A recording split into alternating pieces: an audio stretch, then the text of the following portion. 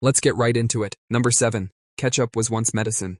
You know that red goop you drown your fries in? Yeah, that stuff used to be sold in tiny glass bottles at pharmacies. And no, it wasn't to make your McDonald's meal healthier. In the early 1800s, ketchup wasn't even made from tomatoes. It was a fermented fish sauce knockoff from Asia that slowly mutated into a tangy tomato condiment. But somewhere along the way, an American doctor decided tomato ketchup could cure basically everything. We're talking diarrhea, indigestion, jaundice. Just throw some ketchup at it and call it a day. By 1834, ketchup pills were on the market, because if you're sick, what's better than swallowing a dry, tomato-flavored capsule? And for a while, people actually bought into it.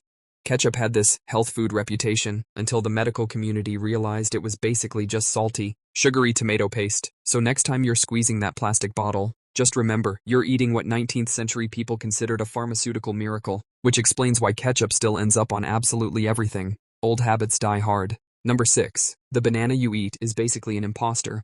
Bananas, soft, sweet, convenient, and apparently, living a lie. The banana you know today, the Cavendish, is a replacement fruit. Back in the early 1900s, the dominant banana wasn't this one. It was called the Gros Michel, and it was bigger, creamier, and apparently tasted like a banana-flavored candy, because banana-flavored candy was literally based on it.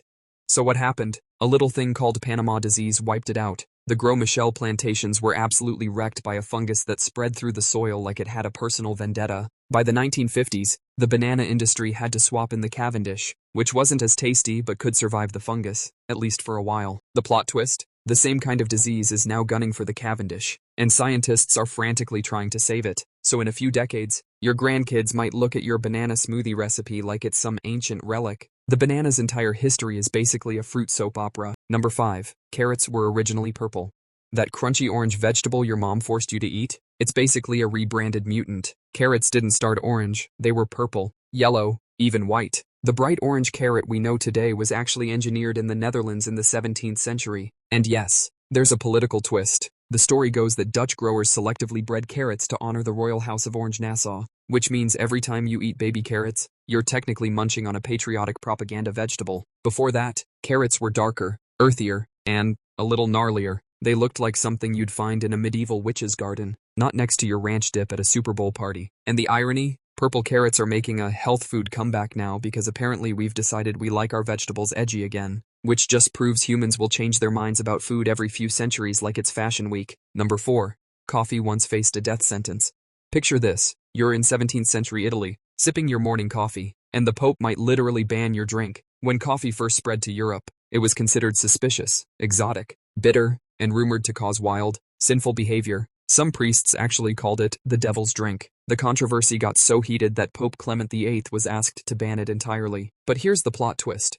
The Pope tried it, liked it, and basically said, "This is too delicious to be from Satan," and just like that, coffee was officially blessed. But that wasn't coffee's only close call. In other places, like the Ottoman Empire, rulers outright banned it because coffee houses became hotspots for political gossip and rebellion. People were literally executed for owning coffee beans. So yeah, your morning latte has a history of almost being outlawed for vibes alone. Number 3. Ketchup wasn't always tomato.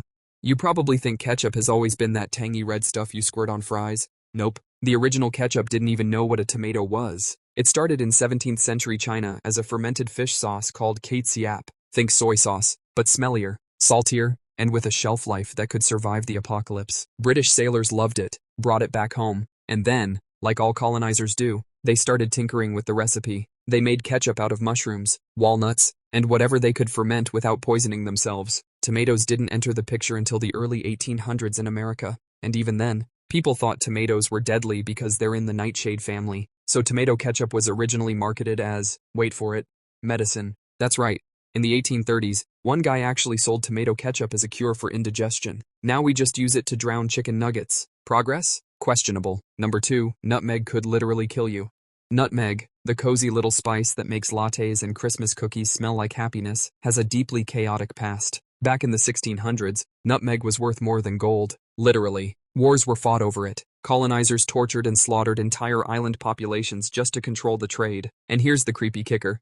Nutmeg is also mildly hallucinogenic. Eat enough of it, like several tablespoons, and you'll get dizziness, nausea, delirium, and possibly death. In fact, there are documented cases of people overdosing on nutmeg in desperate attempts to get high. Spoiler, it's a horrible idea. So every time you sprinkle nutmeg on eggnog, just remember, you're handling a once war-inducing, potentially deadly hallucinogen that smells like grandma's kitchen. Number 1. The banana extinction you didn't hear about.